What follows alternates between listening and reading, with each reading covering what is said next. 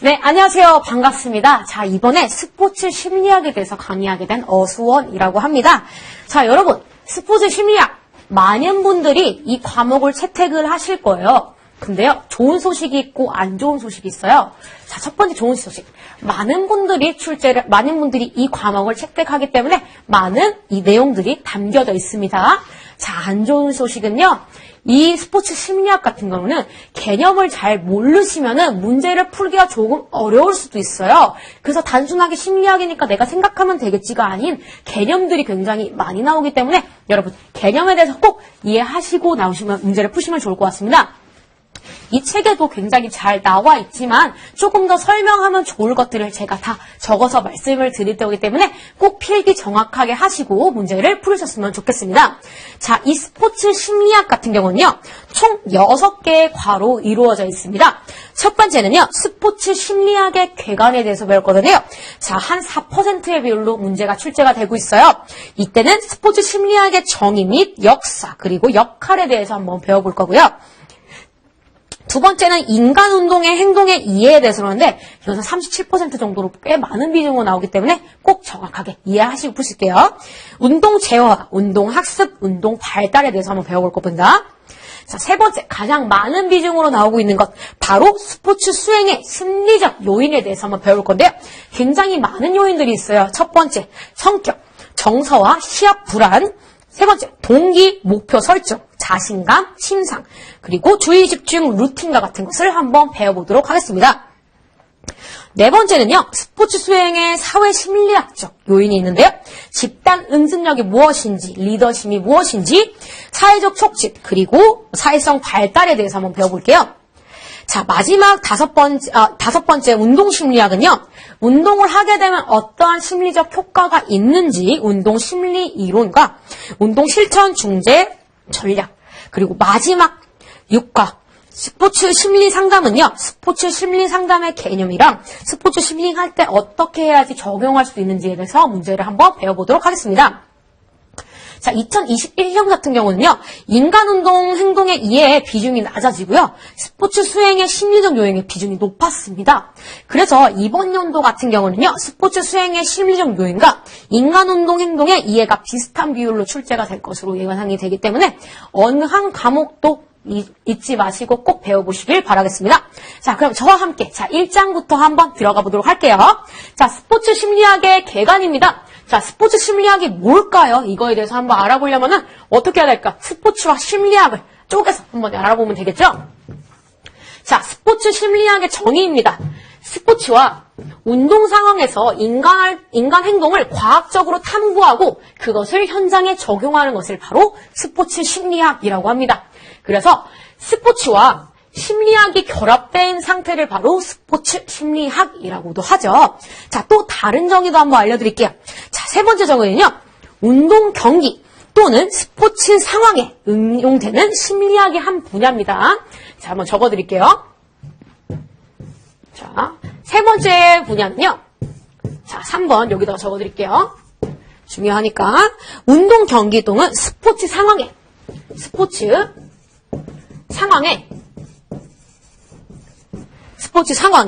응용되는 심리학의 한 분야입니다.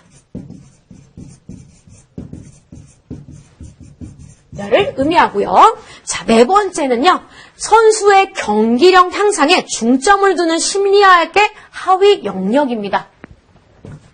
자, 뭐라고요? 선수의 경기력 향상에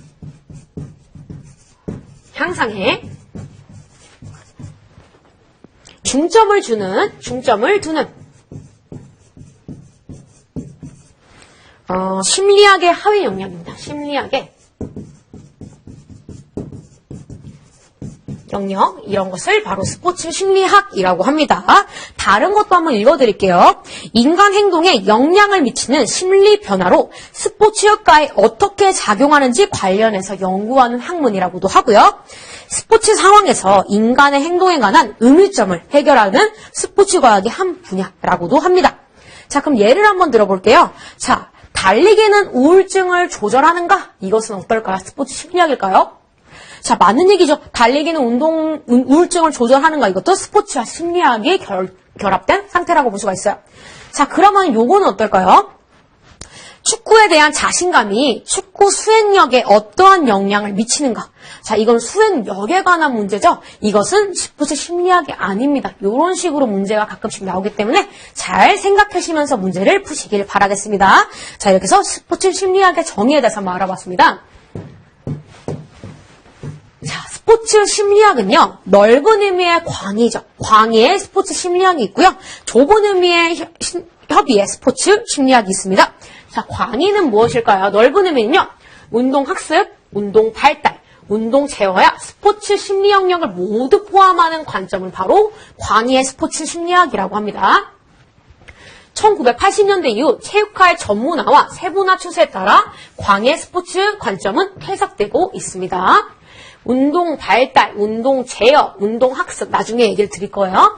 광의의 스포츠 심리학이 학위 영역이라고 볼 수가 있겠습니다. 이게 바로 광의의 스포츠 심리학이라고 볼 수 있고요. 그럼 협의의 스포츠 심리학은 뭔지 한번 알아볼게요. 자, 협의의 스포츠 심리학, 좁은 의미의 스포츠 심리학은요, 운동 수행과 사회적 요인과의 관계를 연구하는 분야를 의미합니다. 스포츠나 운동 수행이 개인과 팀 심리적 기능에 어떠한 영향을 주는지를 규명하는 것을 의미합니다. 심리적 요인이 운동 수행에 어떠한 영향을 미치는가, 내가 심리적으로 어떠했으면 어떻게 된다, 이런 것을 미치는 거이기 때문에 광의보다는 조금 더 좁죠. 스포츠 상황에서 인간 행동을 분석, 이해, 통제, 예측하기 위해 심리학의 다양한 방법 및 원인을 제공합니다. 그래서 광의의 스포츠 심리학 같은 경우는 운동 학습, 운동 발달, 운동 제어 이런 것들을 얘기하는데, 협의는 성격이라든가 아니면 정서, 동기, 자신감, 심상, 루틴을 설명하는 그런 것을 의미합니다. 그래서 조금 다르죠. 자, 그래서 광의의 심리학과 협의의 심리학 이런 두 가지를 한번 알아봤습니다. 자, 이번에는 역사에 알아보는 건데요. 역사. 자, 스포츠 심리학은 어떤 역사를 가졌을까요? 스포츠 심리학의 발전 과정에 대해서 한번 배워볼게요. 자, 앞에 나왔다듯이 1980년대 이전에는 광의의 스포츠 심리학이 있었는데, 아까 80년도 이후부터 어떻게 되죠? 협의의 스포츠 심리학으로 갔다고 했죠. 자, 지금은 어떻게 할까요? 스포츠 운동 심리학으로 발전이 되었습니다. 자, 그러면 초기 역사에 대해서 한번 배워보겠습니다. 자, 초기 역사는요, 1890년부터 1930년대까지를 초기 역사라고 하는데요. 자, 트리플릿이라는 사람이 먼저 이제 시작을 했어요. 관중의 유무에 따른 운동 수행, 실내 자전거 타기 효과가 최초의 연구가 됐습니다. 이 사람이 먼저 이 스포츠 심리학에 대해서 먼저 발달을 하게 됐죠. 자, 이 사람은 칼 디엠이라는 사람은 독일의 라이프치히에서 스포츠 심리학 실험실을 설립을 먼저 하게 됐습니다. 자, 그 다음에 푸니. 이 사람은 소년 스포츠 심리학의 소련에서의 심리학의 아버지예요. 자, 아버지가 2명 나오거든요. 잘 기억하세요. 소련 레닌그라드에서 체육문화연구소를 설립했었던 사람이 바로 푸니라고 볼 수가 있겠습니다. 자, 그리고 그리피스 세대라고 말할 정도로 이 사람이 굉장히 영향력이 있는 사람이었는데요. 이 그리피스는요, 미국 스포츠 심리학의 아버지라고 들릴 정도로 이 사람을 기점으로 해서 굉장히 스포츠 심리학이 얼마나 발전됐는지 알 수가 있습니다. 미국의 일리노이 대학교에서 운동연구소를 설립하고 심리학과 운동경기라는 과목을 처음으로 강의를 했습니다. 이 그리피스라는 사람이. 그래서 스포츠 심리학 연구에 획기적인 전환점을 했었던 게 바로 이 그리피스라고 생각하시면 될 것 같아요. 1923년도였습니다. 자, 그럼 맥클로이 1930년도 미국 체육학회 잡지에서 체육을 통한 성격 형성이라는 논문을 발표를 했고요. 스포츠 심리학의 발전에 기여를 했었던 이 초기의 역사, 이분들을 다 기억을 해주시면 좋을 것 같습니다. 그럼 1960년대 이후에는 어떤 일이 일어났는지 한번 알아볼까요? 자, 1960년대. 자, 1960년대 제1차로 국제 스포츠 심리학 총회가 1965년도에 이제 일어났습니다. 그리고 북미 스포츠 및 신체활동 심리학회, 그래서 미국 및 캐나다의 학자들이 주축이 돼서 이런 것을 발전을 하게 되죠. 점점 발전을 하게 됐죠. 자, 1970년대부터 스포츠 심리학의 활성화가 되기 시작하고요. 자, 1980년부터 현재는 어떻게 될까요? 스포츠 심리학이 도약하는 시기. 이렇게 해서 1950년 이런 것들이 결성이 됐다라고 보시면 될 것 같습니다. 그러면 우리나라에서는 스포츠 심리학이 어떻게 발전됐는지 한번 볼까요? 자, 우리나라는요, 1953년에 처음 한국체육학회가 창설이 됐어요. 그리고 45년에서 53년에 체육심리학 강의가 처음으로 경북대에서 개설이 됐습니다. 자, 55년에서 한국체육학회지가 창간호가 발간이 된 게 1955년입니다. 자, 1960년대는요, 스포츠 심리학이 학문으로 그 시도가 이루어진 게 1960년대라고 볼 수가 있겠습니다. 1988년 뭐 있었죠? 서울올림픽 이후에 분과 개념이 도입이 됐습니다. 1989년에는 한국체육학회의 분과학회로 한국스포츠심리학회가 설립이 되기 시작했습니다. 자, 1990년도에 무슨 일이 일어났죠? 한국스포츠심리학회지가 발간이 됐고요. 2002년도 한국연구재단 등재 학술지가 정해지게 됐습니다. 그래서 우리나라의 스포츠 심리학에 대해서 꼭 알고 계시면 좋을 것 같습니다. 이 책에서는 나오지 않았지만 그래 우리 스포츠 심리학에 대해서 다 알았어요. 그러면 스포츠 심리학이 연구하는 영역은 어딜까요? 스포츠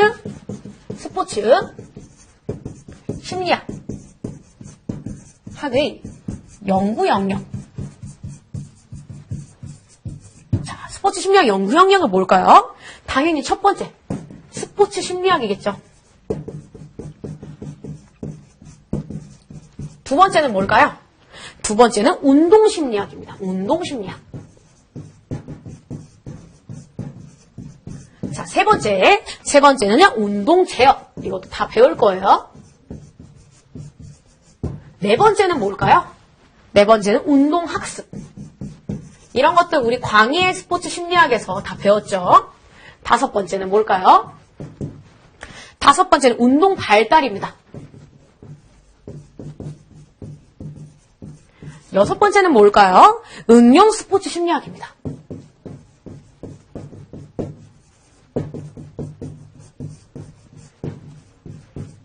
자, 일곱 번째는 건강 심리학이고요. 여덟 번째는 바로 건강 운동 심리학입니다.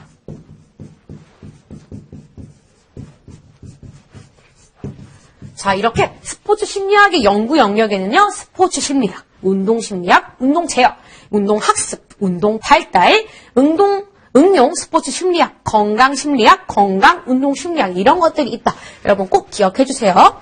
자, 그러면요, 이거에 대해서 조금 더 정확하게 한번 알아볼까요? 자, 그러면은 스포츠 심리학의 영역과 역할에 대해서 한번 배워볼게요. 자, 우리 아까 계속 나왔던 단어죠? 운동 제어. 모토 컨트롤이라고 합니다. 자, 운동 제어란 무엇을 의미할까요?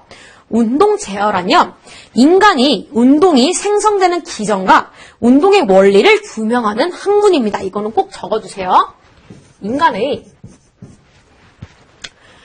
운동이 생성되는 기전과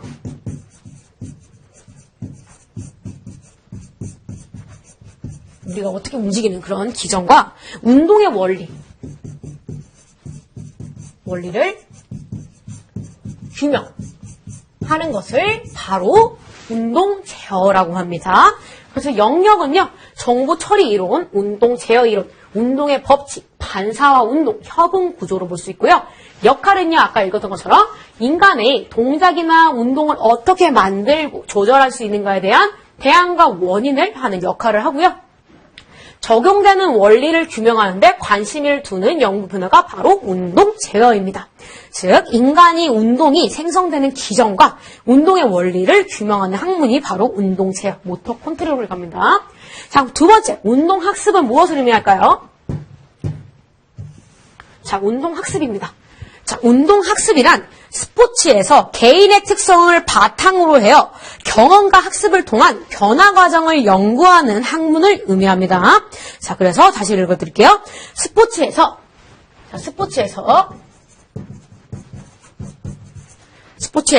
개인의 특성을 바탕으로 하여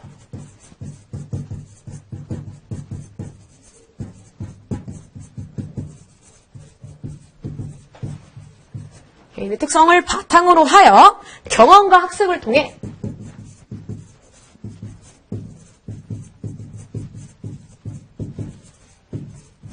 변화 과정을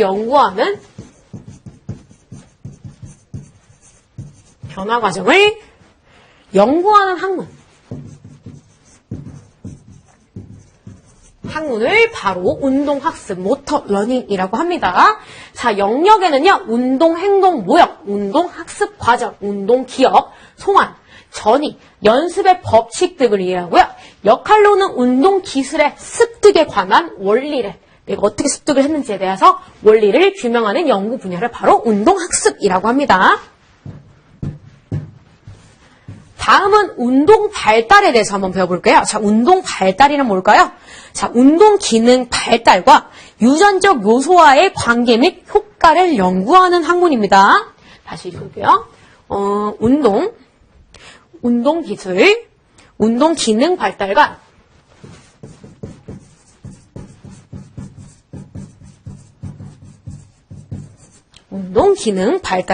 유전적 요소와의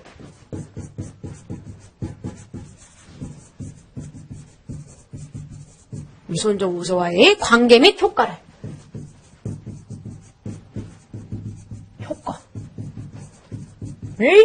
연구하는 학문입니다.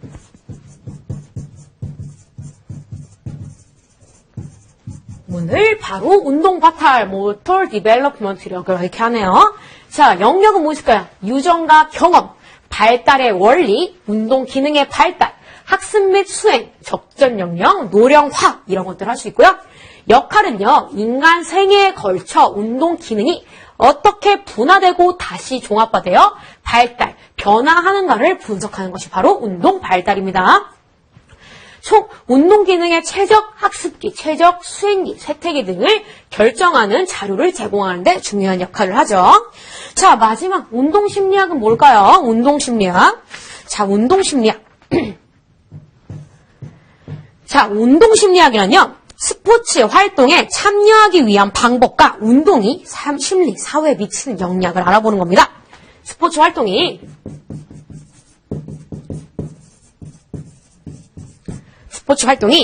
참여하기 위한, 스포츠 활동에 참여하기 위한, 스포츠 활동에 참여하기 위한 방법과 또 운동이 심리, 사회에 미치는 영향,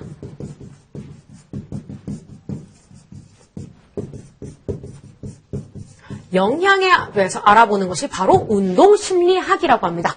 그래서 영역은요, 운동 참가 동기, 운동 참가 지속, 운동의 심리적 효과, 정신 건강을 알아보는 영역이고요.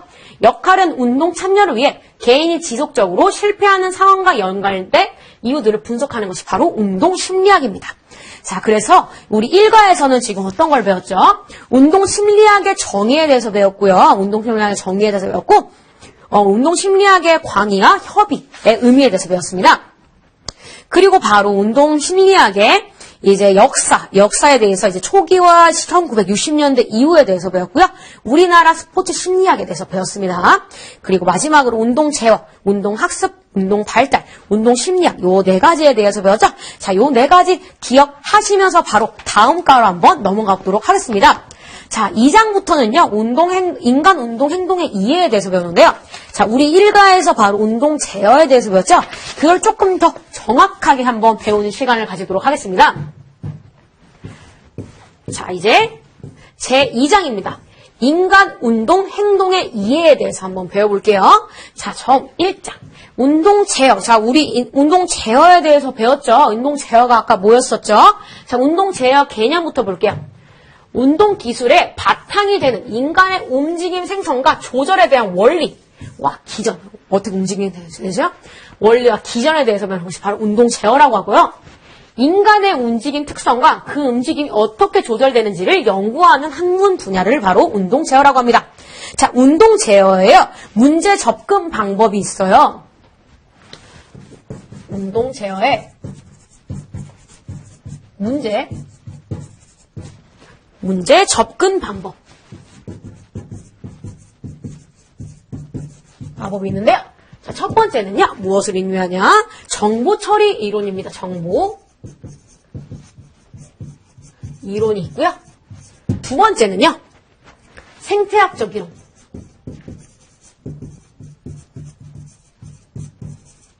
세 번째는요, 일반화된 운동 프로그램.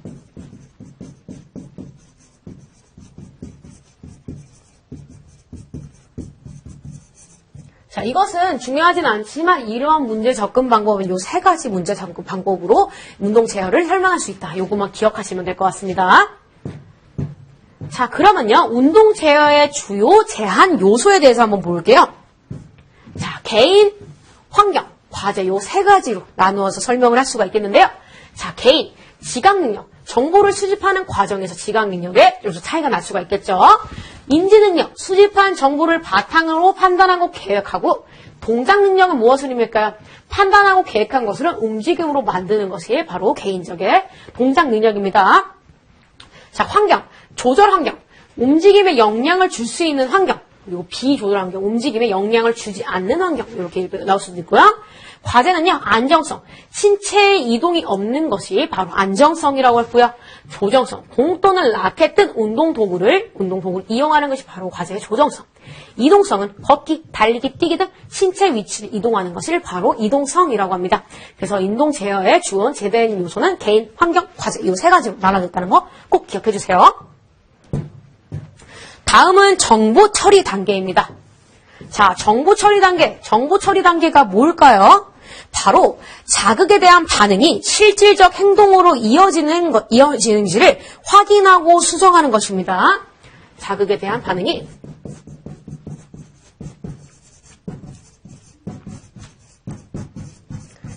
대한 반응이 실질적인 행동으로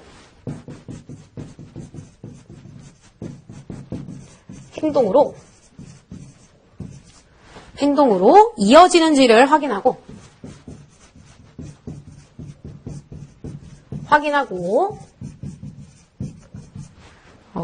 수정하는 과정. 이것을 바로 정보 처리 단계라고 생각하시면 될 것 같아요. 자, 정보 처리 단계는요, 이 세 가지로 나누어서 하는데 한번 알아보겠습니다. 자, 처음에 정보를 처리하기 위해서는 뭘 와야 되죠? 먼저 자극이 와야 되죠. 자극 확인 단계입니다. 감각, 지각 단계라고도 말을 합니다. 환경으로부터 정보 자극을 받아들입니다. 그래서 받아들인 자극에서 정보를 분석하는 그런 역할을 하고요. 반응 선택의 기초가 되는 정보를 제공하는 것이 바로 자극 확인 단계라고 볼 수가 있겠습니다. 자, 자극이 왔어요. 그럼 어떻게 해요? 반응을 어떻게 해야 될지 선택을 해야겠죠. 감각, 지각 단계에서 자극의 확인이 끝난 후 어떤 반응을 할 것인가를 결정하는 단계입니다. 의사결정과 실질적으로 직접적인 관련이 있습니다.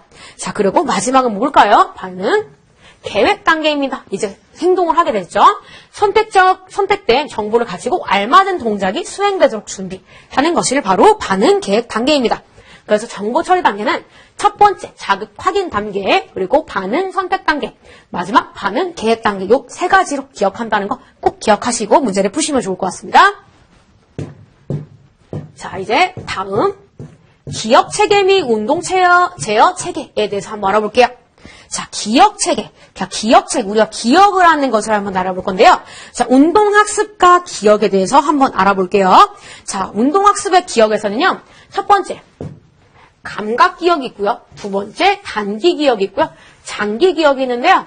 요 감각 기억, 단기 기억, 장기 기억은요, 이 역량에 따라서 이 특징에 대해서 문제가 가끔씩 나오는 경우가 있어요. 그래서 감각 기억은 무엇인지, 단기 기억은 무엇인지, 장기 기억은 무엇인지에 대해서 꼭 알아보시면 좋을 것 같습니다. 자, 운동학습과 기억. 즉, 이 뜻은 기억 및 보관하고